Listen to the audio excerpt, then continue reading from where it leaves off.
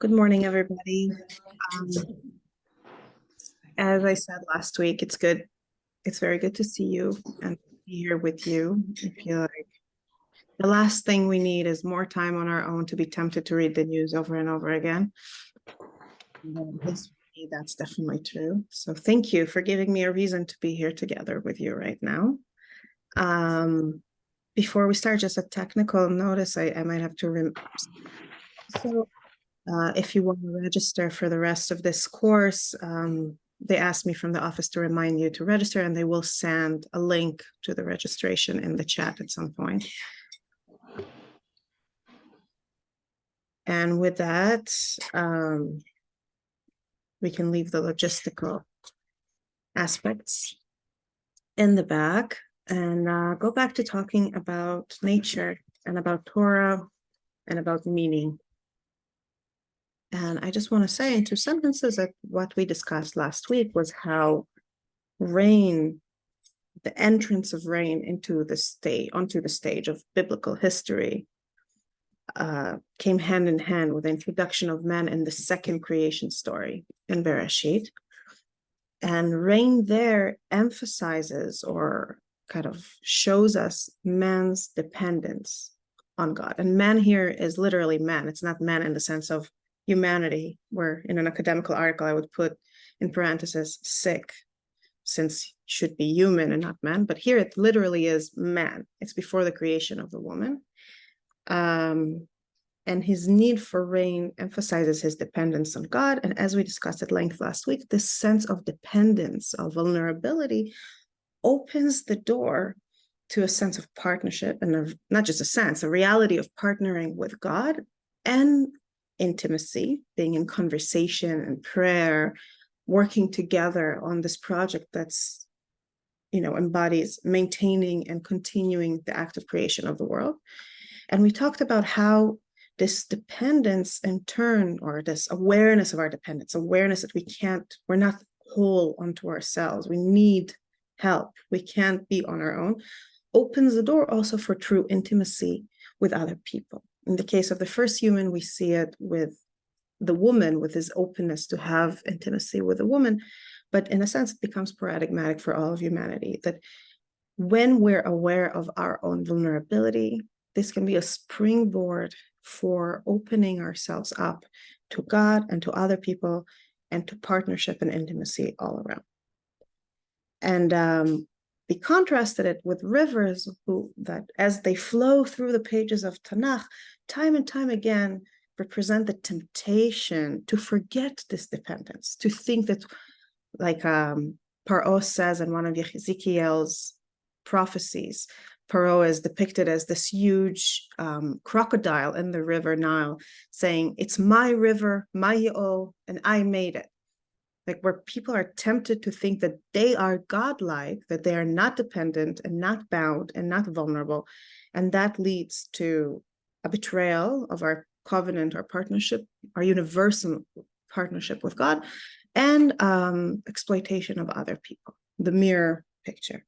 And today, what we're going to discuss very appropriately for the time of the year in terms of the parshas, we're going to discuss a case where rain and water comes to act as punishment, that is, in the flood. And as we will see, it comes into the story, this flood, this usage of rain, the symbol of dependence, and therefore the doorway to partnership and intimacy with God and other people. That's a mouthful, if there's ever been one. That same symbol comes in as a punishment, as a way to erase humanity almost entirely, to erase the world almost entirely, when people violate the contract that's implied in the symbol of rain, when people lose that sense of partnership with God and intimacy with other people. And in order to see that, in order to start unpacking that and understanding what it means for the rest of biblical history, what it means for us, what it means for us today in the moment we're in, I'm a big believer in the idea that you never learn Torah in a vacuum. You learn Torah where you're at right now, and we're in a very particular difficult moment. So in order to do that, I want to start with an episode that takes place a little bit before the flood. And some Mefarshim thinks it's totally unrelated, but many Mefarshim see it in a sense as an introduction to God's utter disappointment in the world as is expressed in the flood. And that is the bizarre and odd story of the sons of God and the daughters of men. I will start by just reading it through, and then we'll start unpacking it together, okay? I'm going to read it in Hebrew and translate myself. I'm in box 2 of the source sheet. Vayehi, ki hechel ha'adam larov al pnei ha'adama uvanot yuldu lahem. I just want to note that what it says is that when man began to increase on earth and daughters were born to them, in Hebrew you hear the connection between Adam and Adama. It very much, if we're looking at the world as this, if we look at how should I put it, kind of image of the world as being land and sky above, this is still all very much attached to the land part. I'm revoking this image because we discussed it last time when we talked about the creation of the second man, who is made out of earth, but then needs rain. When he prays, rains come down, and this closed cycle of the prayers going up and the rain coming down creates this visually pleasing partnership with God that allows life to grow out of the earth. And we talked already about how plants, when they grow out of the earth, plants are the embodiment, in a sense, of process. Because you can't get the fruit before you get the flower, and you can't get the flower before you get the stem, and you can't get the stem before you get the seed, etc., etc. So the whole notion of process, of time, of growth, of change as a positive force enters reality only when man forms this partnership with God. He prays, God responds with rain, and process in the form of plants enters reality. We will revisit that idea in Shvat when we talk about plants for our theme of the month. So in this section that we're reading right now, all we're seeing is land so far. It's Adam on the Adama and birth filling the earth. And out of this big picture scheme of the world, we're not talking about the sky yet.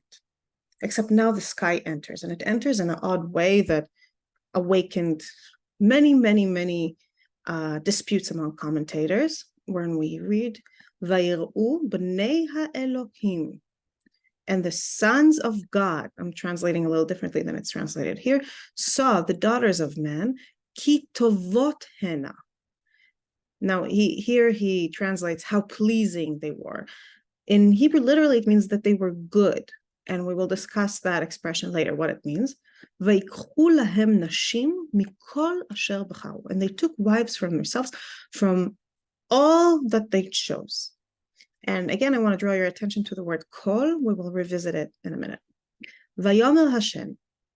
Now, I want to pause here for a second and say this. Already in verse 2, as I said, we introduce a theological problem, because who on earth are these sons of God? And don't we believe that God is unique and alone? What does it mean, sons of God? It sounds Christian. It sounds odd. It sounds magical. Where did they come from? What does it even mean? Furthermore, is it a good thing or a bad thing? I mean, God did tell humanity to multiply and increase, right? So the idea that people form connections and birth children is a positive idea. Yet immediately we have verse 3 that makes it very clear that God is not pleased with this development. Vayomer Hashem, lo yadon rochi ba'adam le'olam. My breath shall not abide in humankind forever.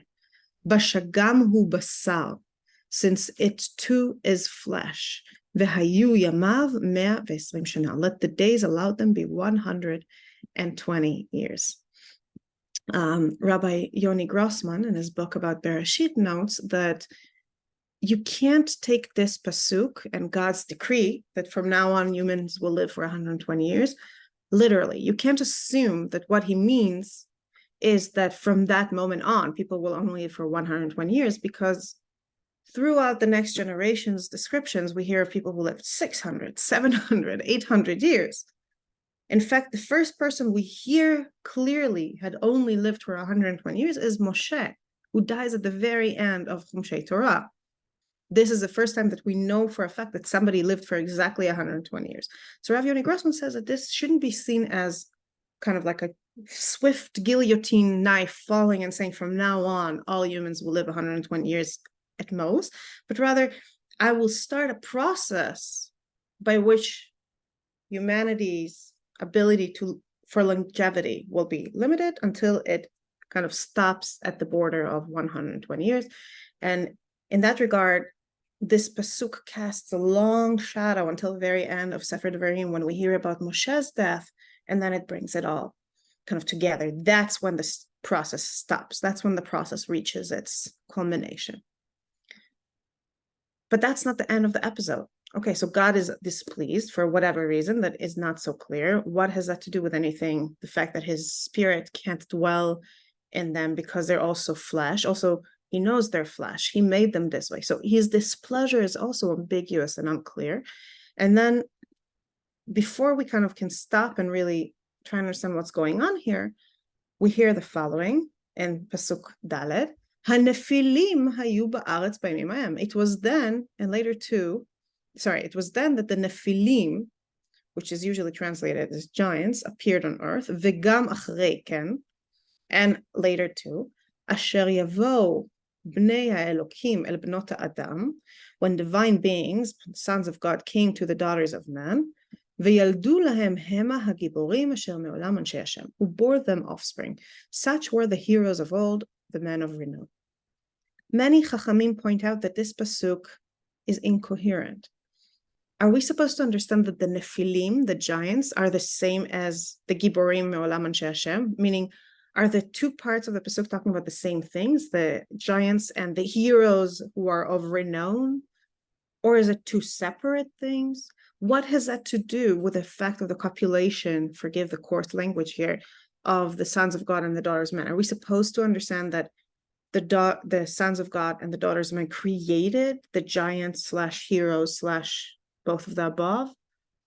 Is it, as one commentator proposes, merely that the Nephilim, since the word is hayu, it's kind of describes something that seems older than what comes later, which is then the sons of God and the daughters of men gave birth, etc., etc. So it's like characterizing a mythological almost time, a time that's lost to memory when people were giants, and then also they had heroes born out of these unions. And then why is it relevant? Why do we need to hear about these giants, and what are they to do with anything?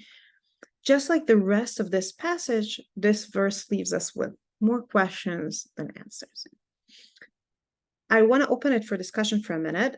I will give you a little bit of a preview of what we're going to do. Is we're going to focus on two interpretive approaches. There's many, but we'll focus on two specific interpretive approaches that each in its own way unpacks how this episode, in a sense, sheds a light on the collapse of partnership between man on the one hand and God and the rest of humanity on the other, and therefore is relevant for our discussion of rain, which we will come back to in a bit.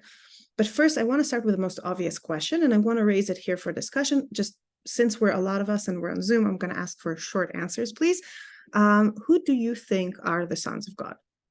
And it can be your own opinion or based on something you learned. Just let's throw several options out there. Who are the sons of God? Feel free to just unmute yourself and speak up, because I can't see everyone at once, so I wouldn't see if you raise your hand necessarily. The word Elohim is often used as judges. So it seems like not a culture, a divide, a sociological divide between judges who sort of took without, by force, something wrong in the relationship there. And the Nephilim comes from the word nafal. So there's some descent from something. By the way, that's how Christians read it. The Christian interpreters get stuck on the fact that Nephilim is from the word nafal and say, aha, it's the fallen angels. Okay. It's the Satan and the other angels who fell because they helped tempt Adam to eat fruit, etc., etc., etc. I'm not going to go into Miltonian theology right now, but they're like, aha, those are the fallen angels, and maybe they are the sons of God because they are truly divine beings, and they came into the world. I'm not going to go the Christian path here. Sorry. Me neither. I would say fallen people. from Yeah. some So expectation or something. yeah, so we'll talk about that, the fallen from expectation, in a bit. I want to focus for a second on your first suggestion, Esther, right? And that is one of the very ancient lines of interpretation. As we will see, this is going to be one of the lines we focus on, so I'm not going to say much now, but Bereshit Rabbah chooses that interpretation also. Well, one of many, but posits that it's really the people of power. In Hebrew, the word El and Ayil is strength. So it's not God, it's not the sons of God, it's the sons of the strong ones in society. And in a sense, what it's introducing here is class differences. Marx would like this reading, perhaps, kind of introducing early on the struggle of the classes and the disparity and exploitation that comes with it. And we will revisit it in a minute. Anybody else? Sons of God. Who are the sons of God? Any brave volunteers?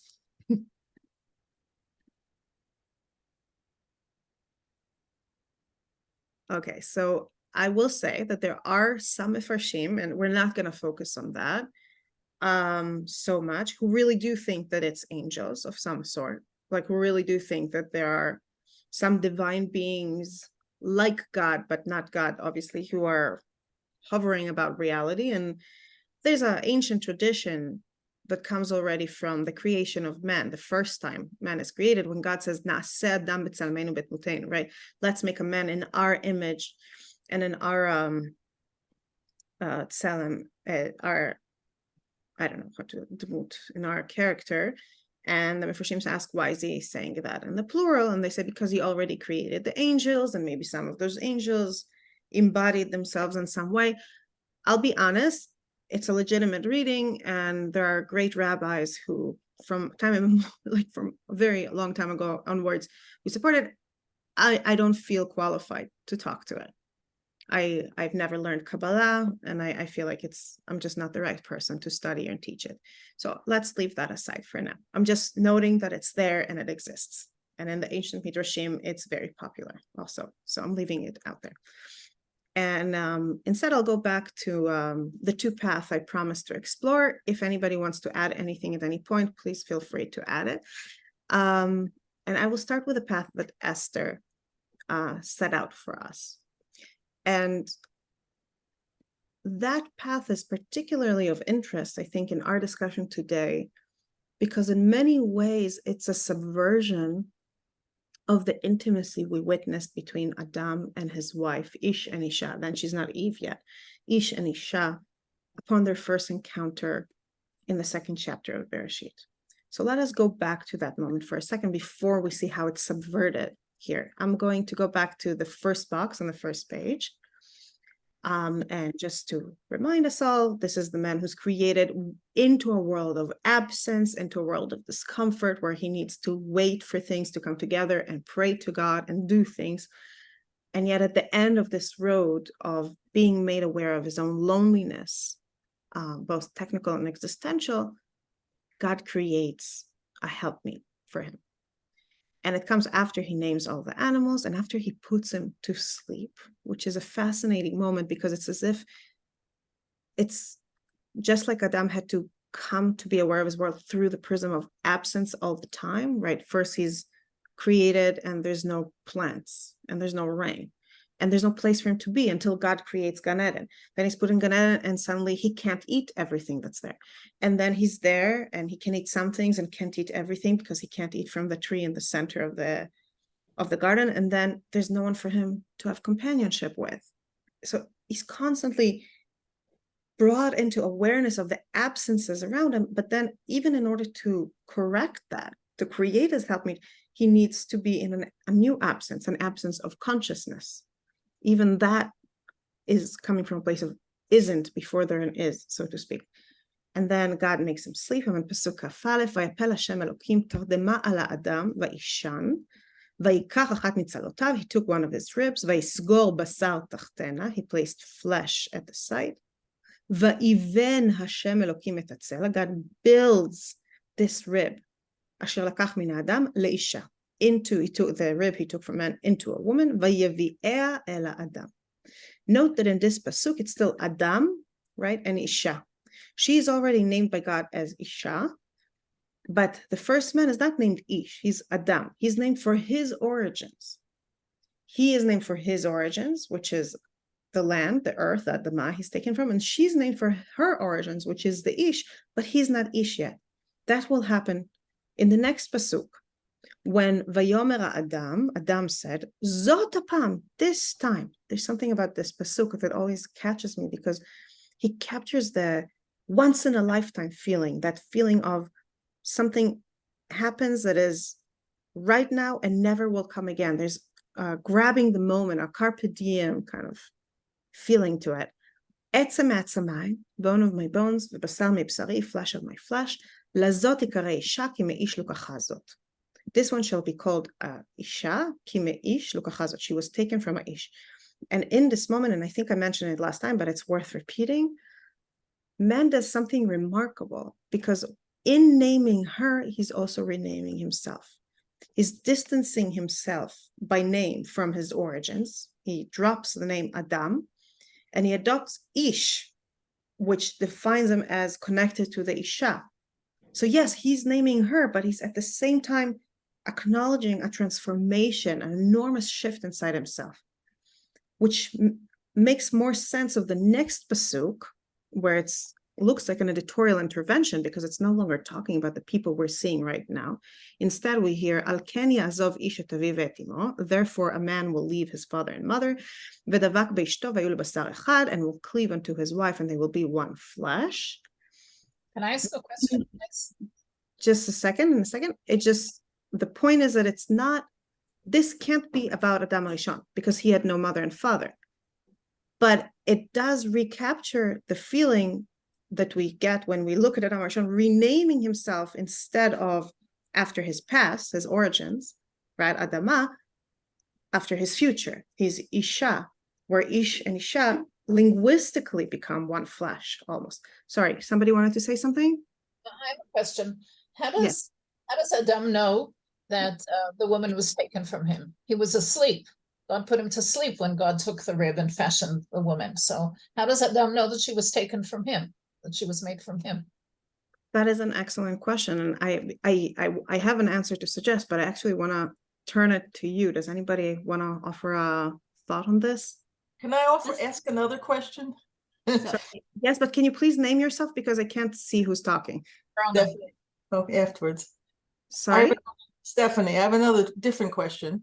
yes. At the same time, wonder if there's any relationship that when he creates him, it's the verb is again nafal, vayipol Hashem Elokim, the Tardama, when he Vayapel, yes, right. and then we have the Nephilim afterwards. Mhm. That perhaps there's some connection that the Nephilim, again, that it's God that felled them.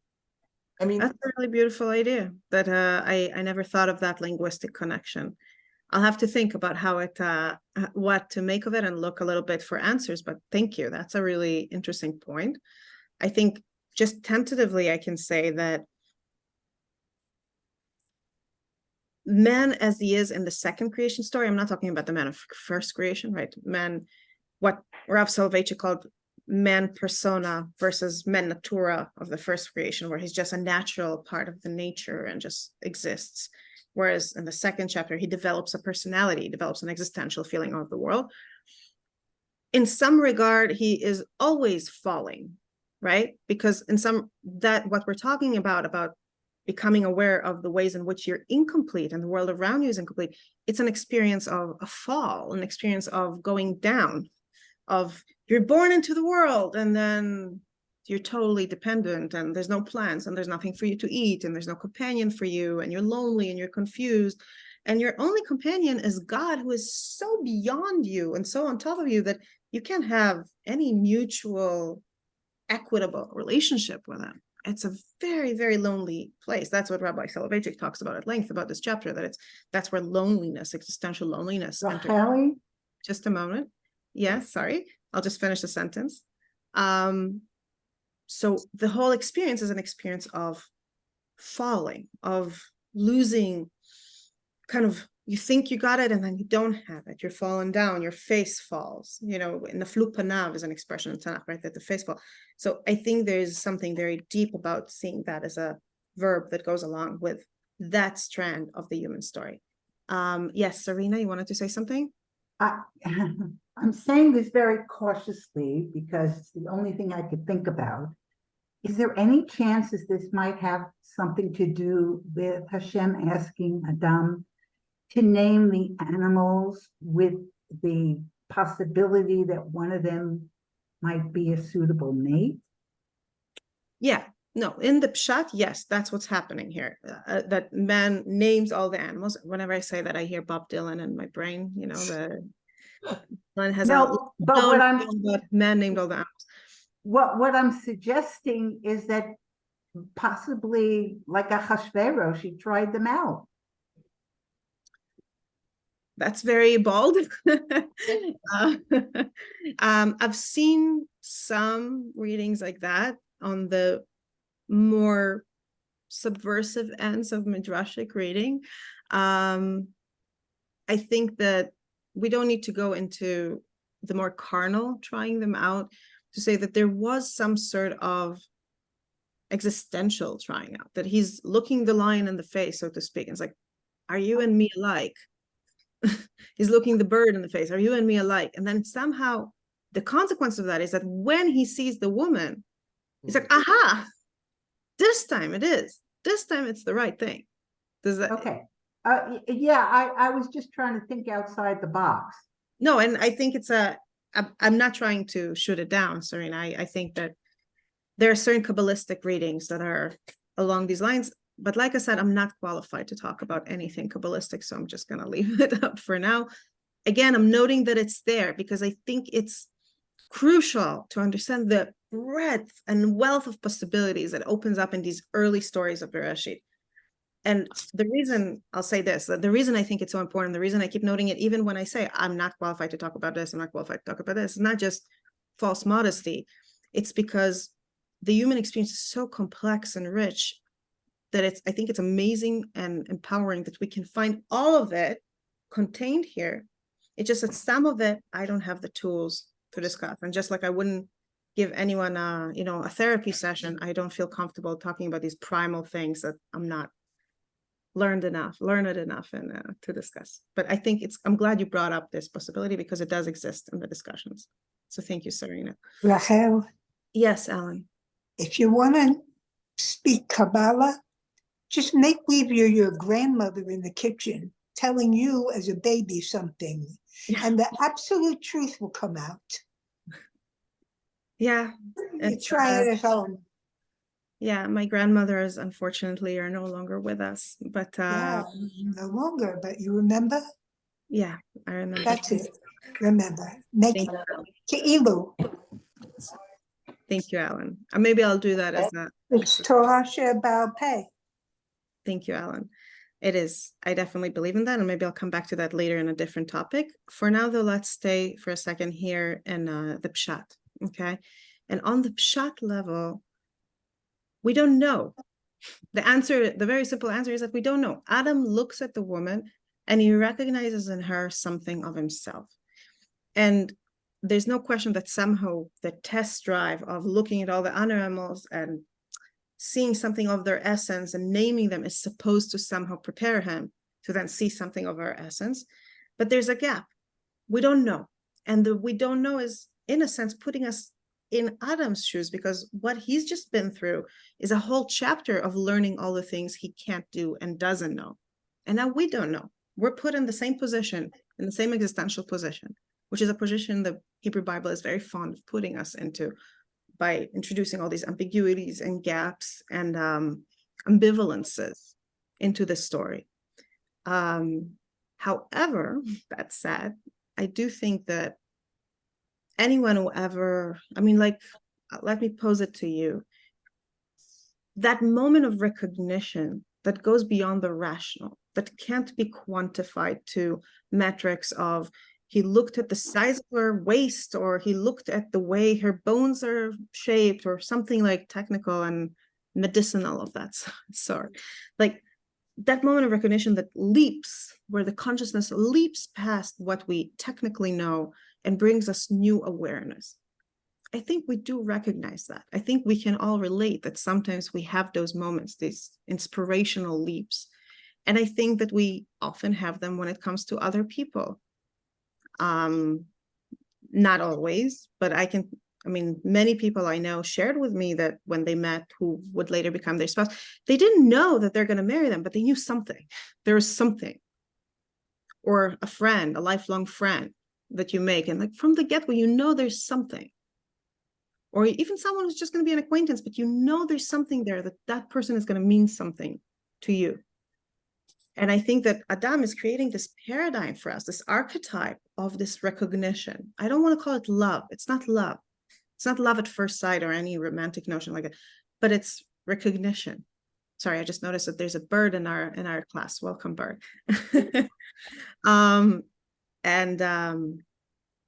If we have time, sometime, I don't want to take time away from Torah, I can tell you my moment of recognition with my husband, which later on helped me understand, oh, I guess Adam could have known. Maybe he didn't know everything she'll be doing, but there's something there. There's something in humanity that gives us these flashes of intuition. Wouldn't it be logical to assume that he recognized that she had a soul, Tselem Elokim? Perhaps. It's not, it's a possibility. The problem here is that there's so many possibilities. We don't know. We just don't know. Maybe he recognized Tselem Elokim, maybe he recognized something else. We don't know. Yes, Esther. Just, you're muted. You're muted. Sorry, to go back to the question, how did Adam know? I think it depends. You could take the pasuk literally, this is flesh of my flesh, and then in a literal sense, he must have sensed something was missing. But I think what you're doing is taking the interpretation on a sort of a more figurative. Like he didn't look at her and say, oh, she's got two arms, like I have a head and feet, and she must be for me. But he sensed something deeper than that. And that he didn't have to know actually how it happened. That he had fallen asleep and a rib was taken. That's more of a literal looking at it, but it's interesting because it's clothed in physical terms. But what I hear you speaking about is more like someone said, the soul, or the understanding that there's something almost qualitative different from this creature than everything before. Yeah, I think both are true, but I'm glad you're bringing us back to the feeling of absence, since this is the theme we're trying to really sink our teeth into.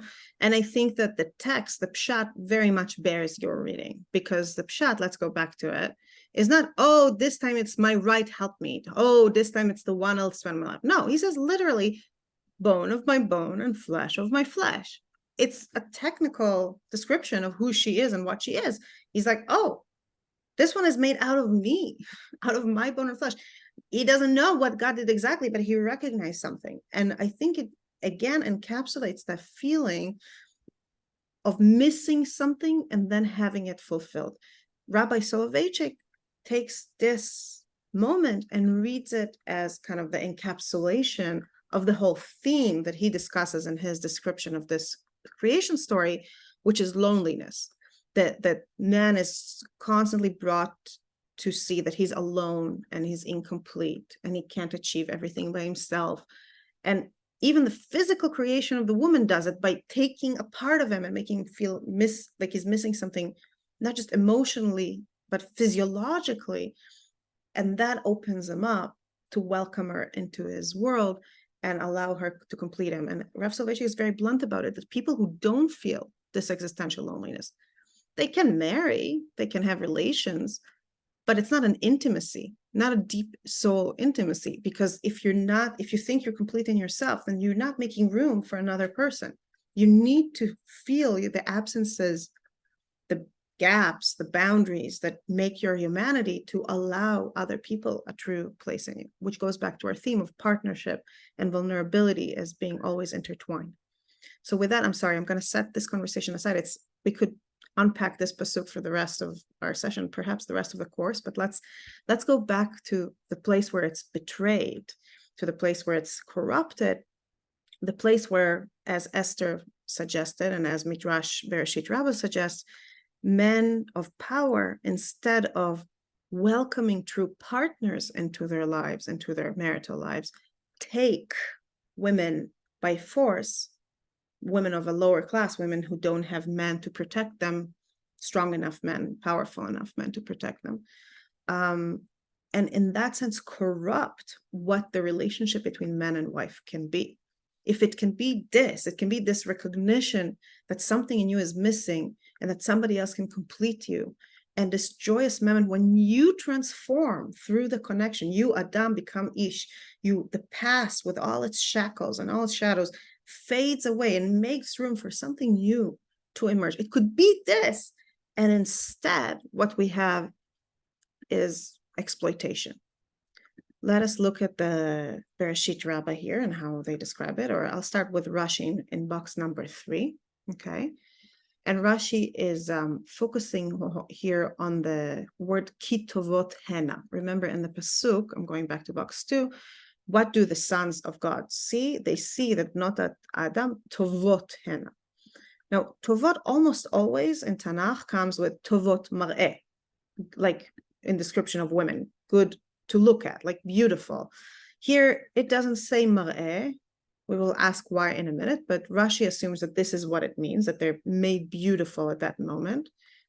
And he reads it like this.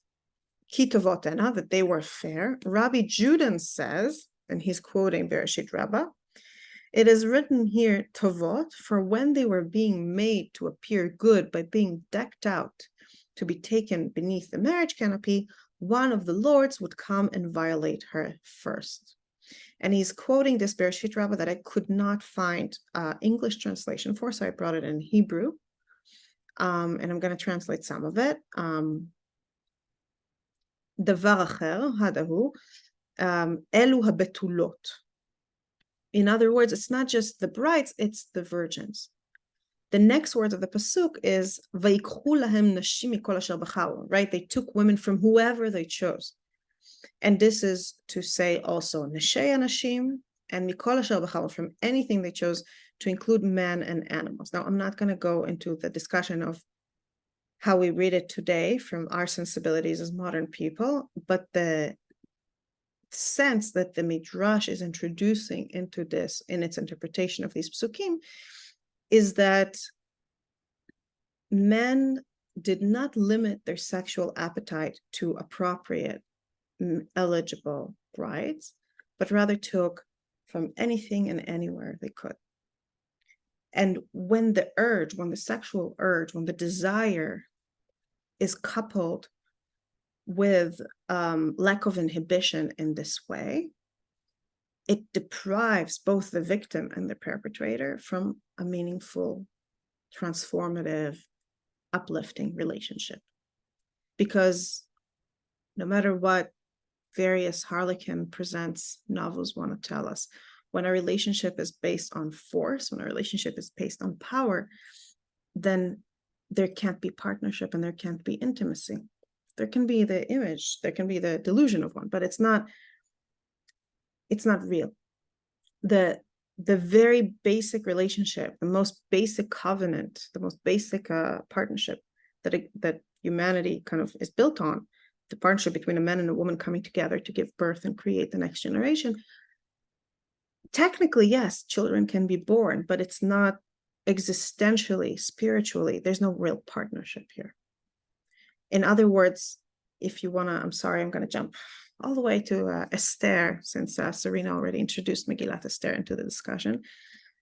When you think about Achashverosh, right, taking all those women, collecting them as if they're coins or something and using them, it's remarkable that Esther has as much power as she does. But she and Achashverosh can never have an honest conversation. They can never have an honest alignment of their existential goals. And in that, he cheapens both her and the other women, but he also cheapens himself, because it means that in his self-aggrandizing I can take whatever I want from the world. I have everything I want in the world. I will take and take and take and use and use and use. He deprives himself from the chance of encountering someone who will inspire him to outgrow his present or past self. And this is what happens to Adam when he sees Eve, and she's not Eve, sorry, it's Isha, and he outgrows the Adamness of him and becomes an Ish, right? This is what's supposed to happen, according to that story, to all men who marry, that they should leave their fathers and mothers and cling and become new one flesh with their wives. And this is something that can't happen in the reality where Bnei Elohim, according to this interpretation, take Benot Adam however, wherever, whenever they want. And in that regard, one of the two axes of partnership that reign as a symbol introduced into the world, the axis of partnership with God and the axis of partnership with other people. So that, the latitudinal, is that correct? Never mind, horizontal axis of relationship with other people is destroyed. The partnership, the intimacy that's supposed to be there is corrupted. And according to this reading, this is very directly leads into the Mabul, because this is the corruption that then spreads throughout the world and become more than God is willing to countenance. And in a sense, becomes reason enough for God to say, okay, this world on these terms does not deserve to exist. This is not right. I want to take this interpretation and go back into the original text for a second to answer some of the other interpretational questions according to it here. If we understand that Bnei Elohim are humans, simply the more powerful humans, and they take Bnot Adam, who are also humans, just not as powerful, right? Just the normal populace, the general populace. Then when God says, Lo yadun ruchi ba'adam, right? My spirit, my breath shall not abide in humankind forever. Le'olam b'shegam hu basar, since it too is flesh, right? What does that mean? What is it about this situation that leads him to make this verdict? Does anyone want to offer a suggestion? So again, feel free to unmute yourself and speak up if you want to add something later. But I think on a most basic level, there's a feeling of disgust. God is expressing a sense of disgust. He created humanity he created man by taking soil and then breathing into its spirit and making it into something that by nature combines the earth and the sky, right? We talked about that, the earth and the sky coming together in men, and then men prays for rain and rain comes down. And just as in men, so in the world, there's this cycle from above to below, etc. But now he looks at this man and he says, this man pursues the pleasure of the flesh. This man is defined by his desire. I don't want my breath in him. I'm going to pull it back sooner than planned. That's disgust. Now, we will see that according to the second interpretation, there's a slightly different reading here. So let us head straight into it. I just want to open the floor to questions, comments, disagreements until now, before we continue. I do promise we will get back to rain. It is a class about rain, and we will get back to rain. So let's look together at the second interpretation. Once again, we're still talking about the sons of God and the daughters of man. But here I want to suggest the interpretation that Rav Yoni Grossman from Gush Etzion offers or suggests. And Rav Grossman focuses on the idea of the Nephilim in Pasuk Dalet, these Nephilim, the giants. And he says, why is it relevant? Why are we even talking about Nephilim?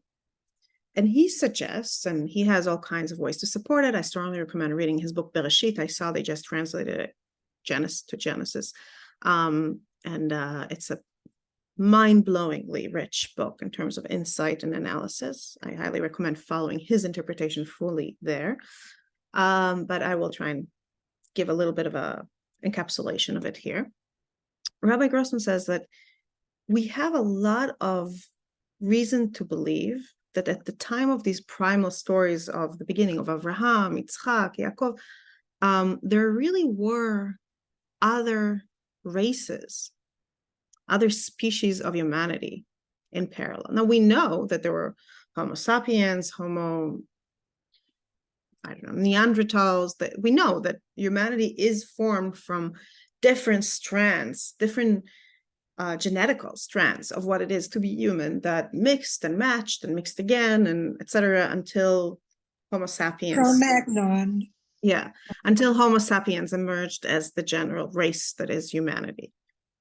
And Rav Grossman says, and yet in the early stories of Tanakh, there's all kinds of mentions of giants, of really, really big people, of different looking people that make us believe that maybe there were really still strands and remnants of the other species of humanity.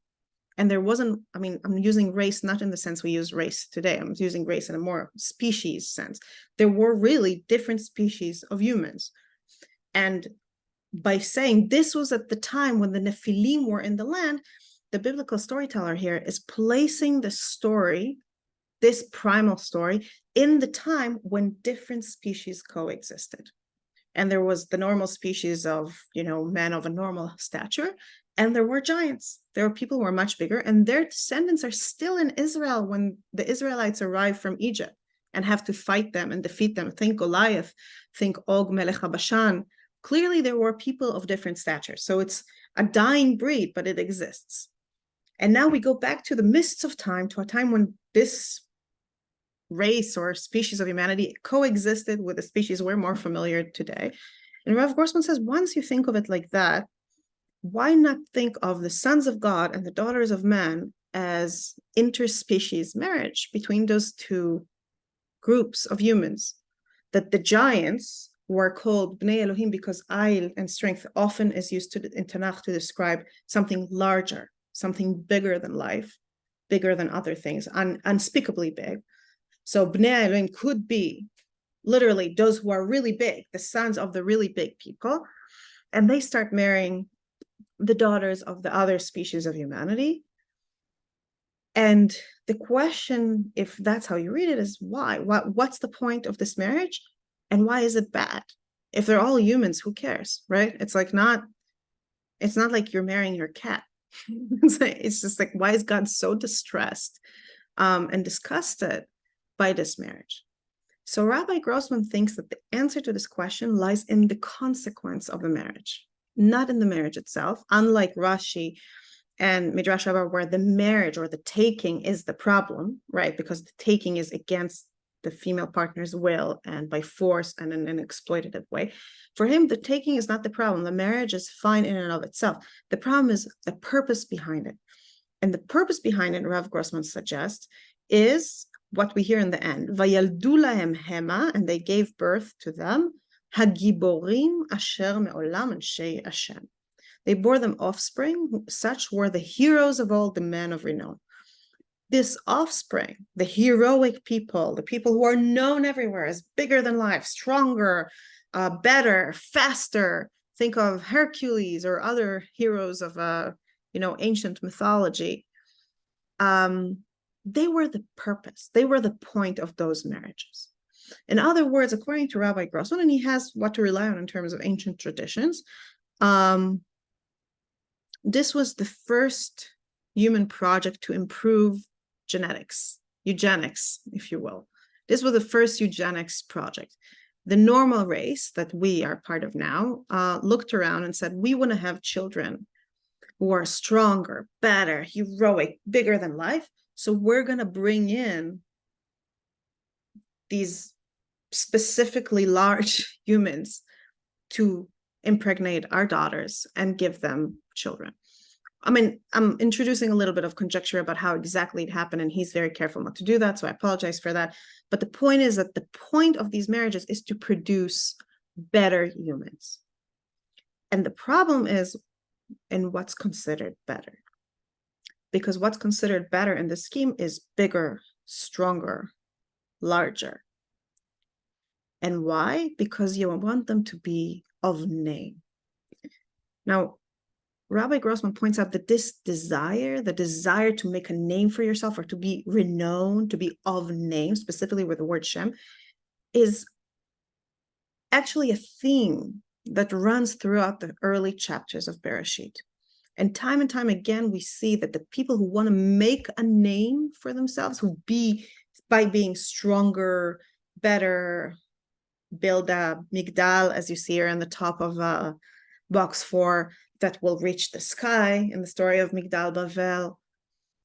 They fail. They ultimately all fail. The only way to become a man of renown, ironically, and that already brings us to Avraham, to this week's Parsha, is not to fight to make a name for yourself, but rather to call in God's name. Those who recognize their dependence on God, the dependence that, once again, as I'm saying, comes into the world with rain, with the idea of rain.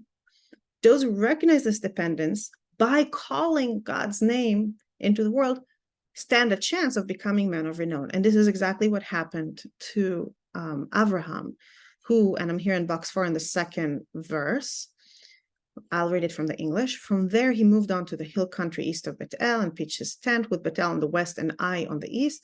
And he built there an altar to Hashem and invoked God by name. And this is not the only time we see him. He calls in God's name. And the consequence, the blessing he receives is in Genesis 12:2, next source, I will make you a great nation and I will bless you. I will make your name great. Agadlech shmecha, and you shall be a blessing. We can be great by making God great. But the people of Migdal Bavel, after the Mabul, and the people here who are trying to create these marriages that will produce bigger, stronger, larger, heroic children, they think that the path to renown is human strength, not human dependence, but human strength, not partnership with God, but human independence of God, as the builders of Migdal Bavel make very explicitly clear in their statement, in their mission statement, when they say, let us make ourselves a name, else lest we be scattered all over the earth. So they want to reach the sky, make a name for themselves, rule, like it's a connection between earth and sky that is visually the wrong way to go about it, right? Instead of asking God for rain to come from above, they're building a building that goes up as if they can somehow fill that space all by themselves. And that is the problem, according to Rav Grossman. According to Rav Grossman, the problem with the marriages of the sons of God and the daughters of man, whatever ancient species of humanity there was, and the normal species we're more familiar with, was not the marriage itself, but rather what it revealed about people's values. What was it that people wanted from the world? What they wanted was strength and grandeur and being big and being enormous and being mighty.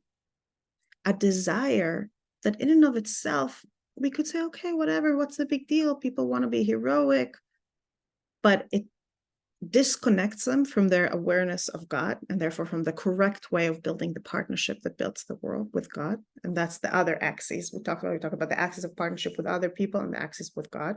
So it undermines the axis of partnership and intimacy with God.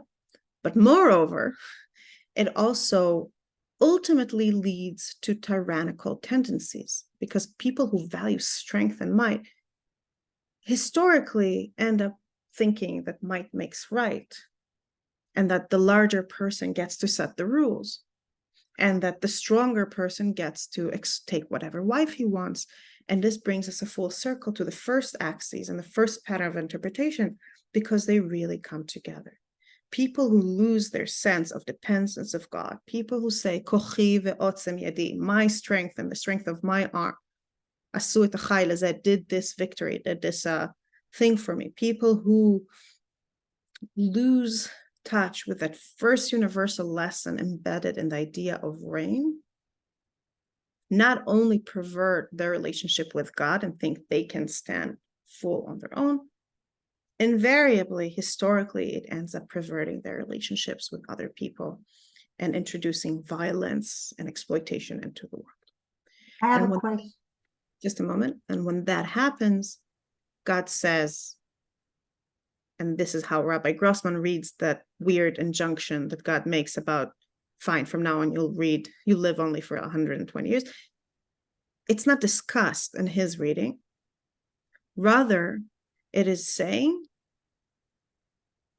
since you reject spirit in the favor of flesh, you're limiting your capacity to hold this spirit in you. It's a consequence. You're choosing flesh over spirit, so my spirit cannot dwell amongst you. So I'm doing you a favor by allowing it to dwell for 120 years. It's not I'm punishing you. I'm enabling you through grace to still contain it somehow. But as long as that's what you choose, it's fleeting. And the next stage is when they continue corrupting their ways, saying, okay, they don't deserve my spirit at all, and everything needs to be deleted and restarted. And the rain that was supposed to be a blessing and a source of partnership will become the tool of their destruction. And before we go into that, yes, Serena, you had a question. Yeah, I don't know too much about the premortal man, but I'm thinking that that was a time in which survival was not going to the supermarket and picking something up. You had to be able to be strong to survive. And I'm wondering what was so terrible about wanting to be strong. I'm not negating that there was a lack of spiritual. I'm just saying it's understandable that people wanted to survive and they needed to be strong. That was one of their values. Yeah, I think you're right. And note that at this point, God doesn't destroy humanity, right? In this reading, that's not the decision to destroy humanity. The destroy humanity decision comes when they hurt each other and take from each other, when Timaleh Haaretz Hamas, right? Later. Here, it's just a natural consequence of if might is what you value, then you lose the capacity to have something beyond it. But I do want to say that if we look at it as Rabbi Grossman looks, meaning as a story that isn't limited to this episode or that episode, but something that is kind of an undercurrent running underneath the whole story of Bereshit, right? The whole story of Bereshit, from beginning to end, constantly challenges the idea that strength per se will buy you security, happiness, and success. Because time and time again, the people who are strong on the face of it lose. Think of all the firstborns of Bereshit. Think of Esav. Think of even Yehuda in the beginning, when they sell Joseph down the river, right? When they say Joseph to Egypt. Time and time again, strength per se is not enough. And many Parshadim suggest that when God destroys the Migdal Bavel, he's actually very gentle in his punishment, exactly because he thinks that they learned something. Because what they're doing is they're trying to create strength together. They already learned the lesson that just one individual being strong and mighty, that's not the way forward. You need to think as a society, what will be good for society? And they're like, okay, so let's create a mighty, strong society together. And that's still wrong, because might needs to be tempered with generosity, with sensitivity, with kindness, with opening the flaps of your tent to other people from other cultures and other places, all of which can't happen if that is the ultimate value you pursue. It can be one of the values you pursue. I pray mightily for might right now, for our might right now. I just think that if that's the only value we pursue, then that will corrupt us. So I hope that answers the question a little bit. I do need to continue. Esther, can it wait for a little bit later? And Alan, can it wait? I can't hear you, Alan. You're muted. Alan? I can't tell if you're talking to me. Alan, you're muted. Rabbi Grossman left out the word rape. Because he reads it differently. He's not reading it as related to the relationship between people. He thinks it's normal marriages, and he points out, I mean, in this reading, he brings out the readings. He points out that lakachat, to take, which to us sounds terrible, is actually the biblical word for a man taking a wife in. So he says you can't just read into it only those abusive undertones. You need to understand a little bit deeper what's happening. Esther, is it brief or can it wait a little bit? Esther? If you're not, Comment. It was just a comment. okay, so I'll try and make time in a bit. I just noticed the time, and I do want to carry us into the Mabul and out of it. I don't want to leave us. I don't want to leave us there with Noach, shaking in the waves. I don't want to do that. So let us go into the Mabul. The Mabul, as I said, literally it doesn't happen just because men pursue marriages that displease God. It only happens when evil becomes so rooted that it seems that there's no way out of it. And I'm here at the bottom of box 4. God saw how great was human wickedness on earth, how every plan devised by the human mind was nothing but evil all the time. And God regretted having made humankind on earth. With a sorrowful heart, God said, I will blot out from the earth humankind whom I created, humans together with beasts, creeping things, and birds of the sky, for I regret that I made them. But Noah found favor with God. Now, here we're reaching the cataclysm of the destruction of the first world. And I think it's worth noting that, because we read it and it's like, oh, Noah, all the kids in school. Well, not this year, this crazy year where the kids are not in school, but usually my kids come home with these tevot Noach that they made, and I have to collect trash around the house to send it to Gan so they can make it into those tevot. It's like a whole big to-do all the time. And it makes it so cutesy. But if you think about it, this was an annihilation of almost every living thing on earth. The fish got lucky. It just, the level of distraction, the level of trauma that must have been experienced by the survivors, the level of survivors' guilt, it's just like something that I don't think we're capable of absorbing and integrating into our consciousness without wounding ourselves irreparably. So I'm not gonna labor on it, but I think it's worth noting. This is a destruction. This is, we say God destroys worlds and makes them. This is God destroying a world. And it's worth noting it for the gravity of what it is. That said, and now that we acknowledge that, I want to point out the way in which God goes about it. And the way here brings us straight back to the theme of water, which is our theme for this month of Cheshvan, and specifically rain. Because the way God unmakes the world isn't through magical fire coming and consuming everything, like in Sodom, or like, it's just, even in Sodom, it's only parts of it are like that. It's not some disease. God is unmaking the world very much like he made it. What do I mean? And here I need to go back to the first creation story, not the second creation story, which until now was our kind of meta text to keep coming back to.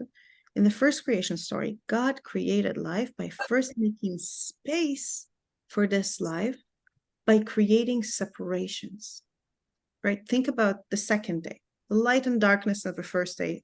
Let's leave for now. Second day, right? God creates a separation between the water above and the water below. Then on the third day, God creates separation between places of water and places of dry land. And that's when life can start coming in. That's when plants come in. And then in the following day, first the animals of the water and the air, and then presumably when everything firmed up a little bit, the animals of the earth, and eventually humans can evolve into being or come into being in the newly cleared spaces, defined spaces that are made for them. What God does in the Mabul is to unmake these differences, unmake these separations, these boundaries that allow life to grow.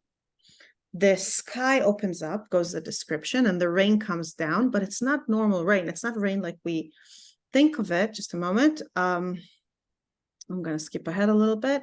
Here, I'm in the second source in box 5.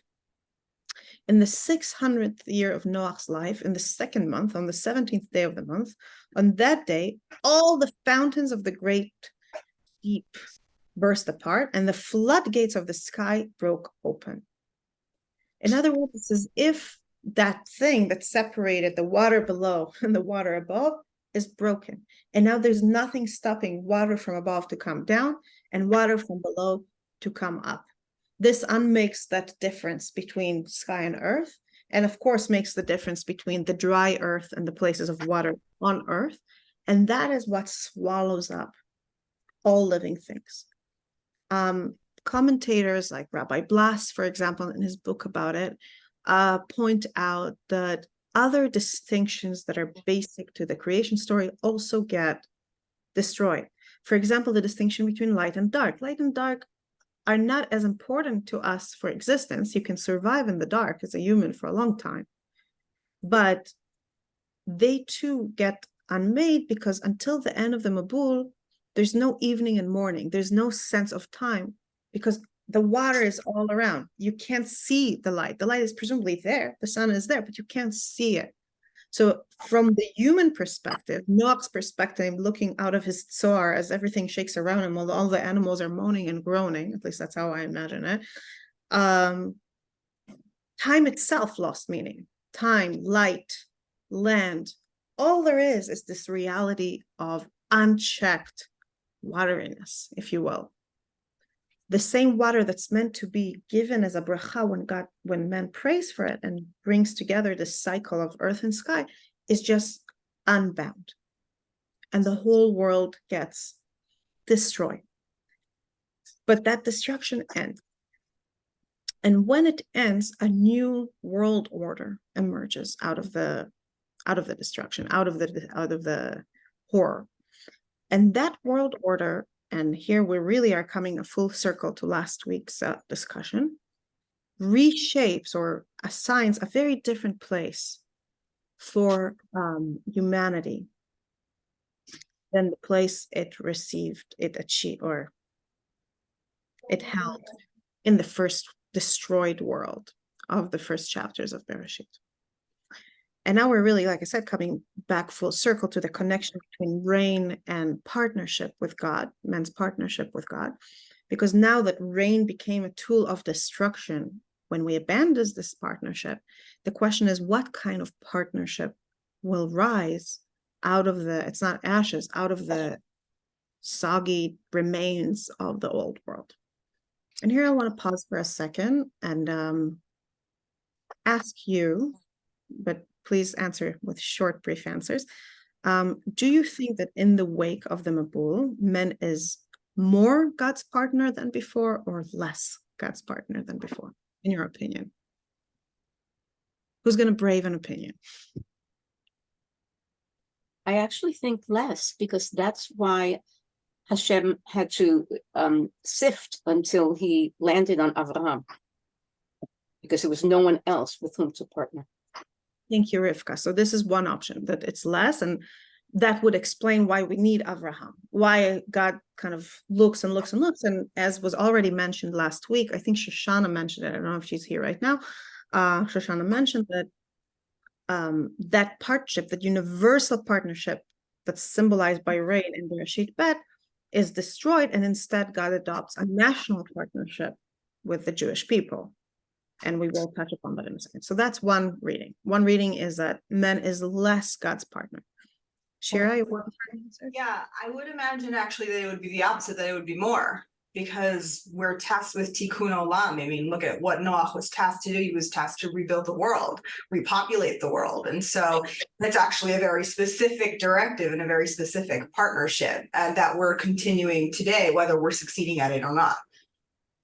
Thank you, Shira. So that's the other option, right? So it's like less because we see that Avraham rises out of humanity to replace it. More because we see Noach literally enabling or birthing the new world. I mean, there's a very evocative feeling that the Teva is a womb and he's opening it up and letting everybody out and rebirthing the world. Yes, Ilana Dub. I was just thinking, though, against that theory, is we're left with Noach, who plants his vineyard and becomes drunk, and it ends badly. So it doesn't kind of augur well for the future after him. I think what you're introducing here, and this is a very important point, is that Noach in his very life was given the task of partnering with God, but after the trauma of successfully doing it, and I do call it trauma because I think it is traumatic, he falls apart. And maybe he's showing us that partnering, and I'm reading a little bit into what you said, I'm sorry, I'm using it to explain, that maybe shows us that partnering with God on that level is just very, I hesitate to say it, but I think it's true. And you see it when you look at all the heroes of the Bible, it comes with great costs that we can't always bear. So that's definitely another way to look at it. Minda, I think you tried to say something before. Okay, if you want to speak up, speak up.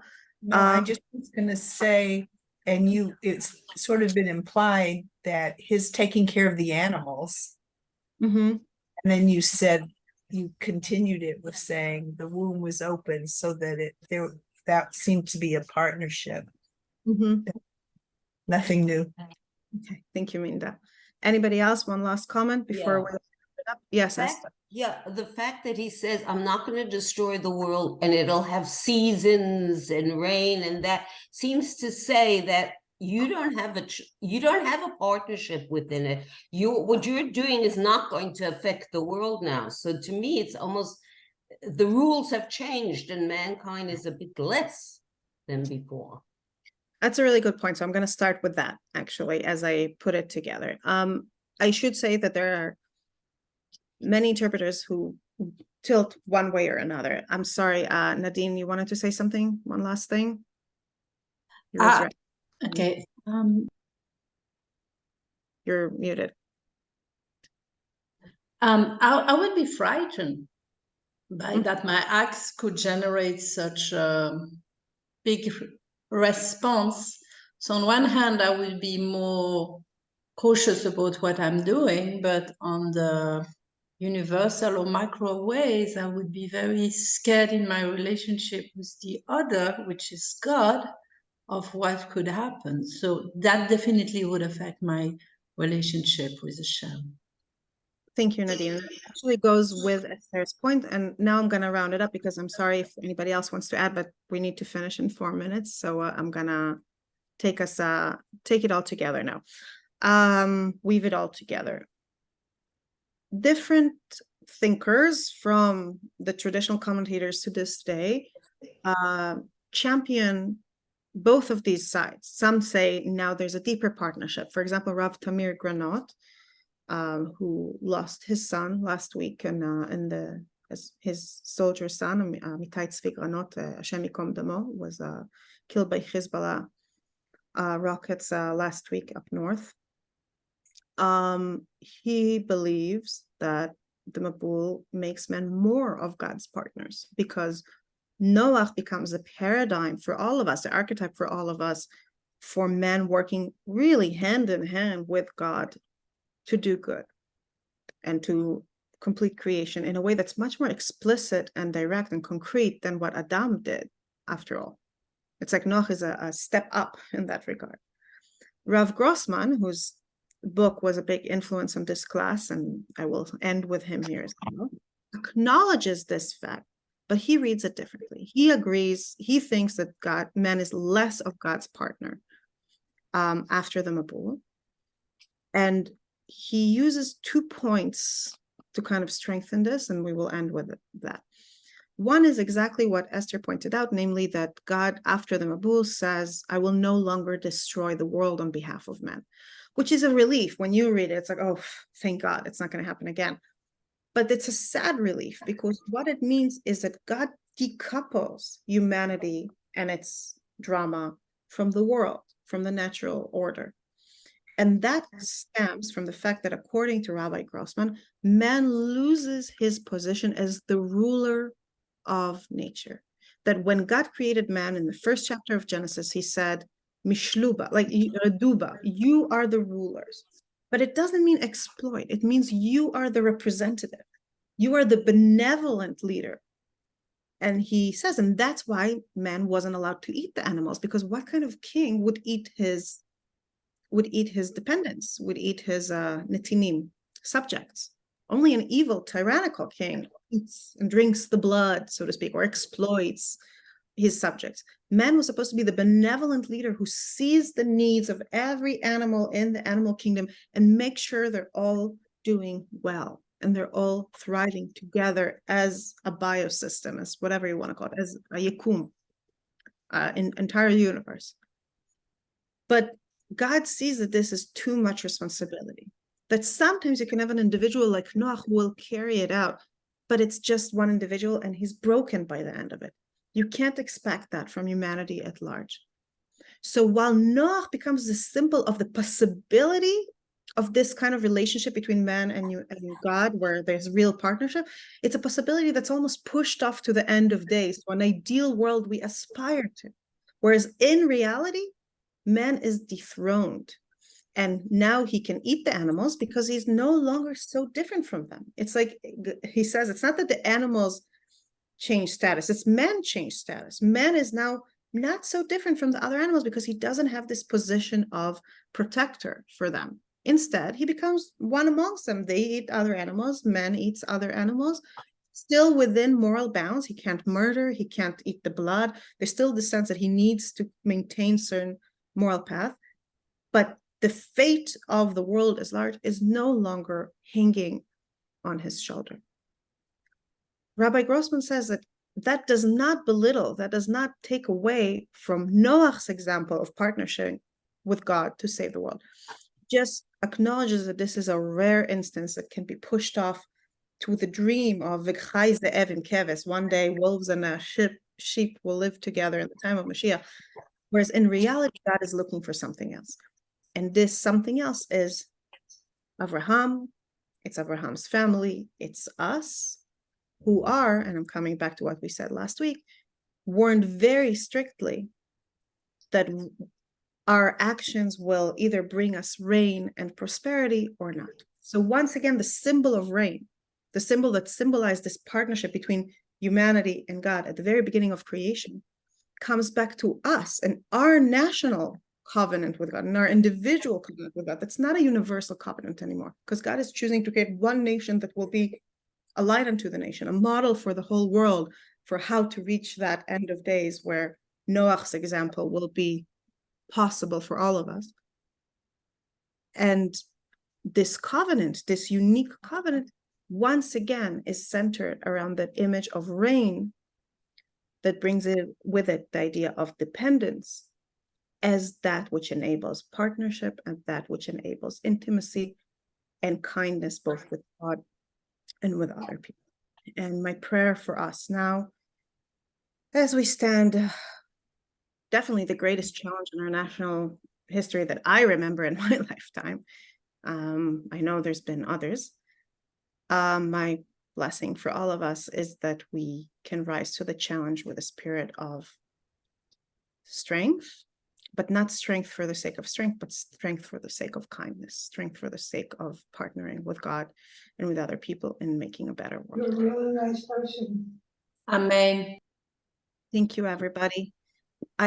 Sorry, I can't take questions now because I have to go into my next class. We have to round it up, but I want to say that I'll be very happy to see you. I would be very happy to see you in the coming classes. And if you want to join us, and please register. I think it's on the site. I think it's also somewhere in the chat. I'm not sure. I can't look at it while I'm teaching. It was in the chat. Yeah. Okay. And if there's further questions, I'll try and make time for that at the beginning of next class so we can all be on the same page as we continue with our exploration of water and its significance. And its meaning. Will there be a Zoom option as well? Yes, next week we're already going back to hybrid. I'm going to be in Matan teaching. I'll be happy to see anyone in person, but there will be the Zoom option, and I will see you and you will see and hear me. Thank you, everybody. Thank you. Wishing us Besorot Tovot. God willing.